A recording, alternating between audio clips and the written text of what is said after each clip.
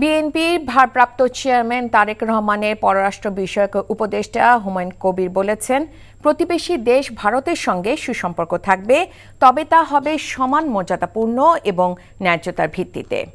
সিলেট শহরের একটি হলরুমে বিএনপি নেতৃবৃন্দের সাথে মতবিনিময় সভায় তিনি এসব কথা বলেন। স্বৈরাচারের দোসরদের ব্যাপারে সবাইকে সজাগ থাকার আহ্বান জানান হুমায়ুন কবির। তিনি বলেন, আত্মতুষ্টিতে না ভুগে আগামী দিনে সমৃদ্ধশালী দেশ গড়তে সবাইকে আন্তরিকভাবে এগিয়ে আসতে হবে। সভায় সিলেট বিভাগে বিএনপি ও সহযোগী সংগঠনের নেতৃবৃন্দ ও সুশীল সমাজের প্রতিনিধিরা উপস্থিত ছিলেন। টাকা চুরির জন্য যদি আমার গলায় জুতার মালা পরাইতে হয়, তাহলে আমার শালীর সাথে প্রতারণা করার জন্য তোর ফাঁসি হবে। দুলা ভাই, আপনার তো ঘর জামাই বইলা একটা পরিচয় আছে, আমার তো তাও নাই।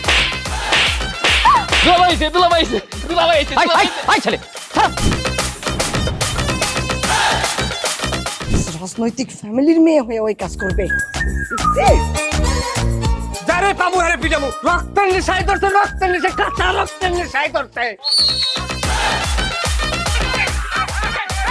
তোমার এই পলিটিক্স আমার বাম পকেটে থাকে। তোর বউরে ঝামেলা পাকাই। এই বেটাই, আমি তখন বিয়ে করিনি। দুইটার আমি গুলি করে মারু। মাসুদরা কোনোদিন ভালো হয় না। আপনার পোশাক আশাক দেখে কিন্তু আপনার তালুকদার বংশের লোক মনে হয় না আব্বা, আপনার মনে হয় যে আপনি ফকির বংশের লোক।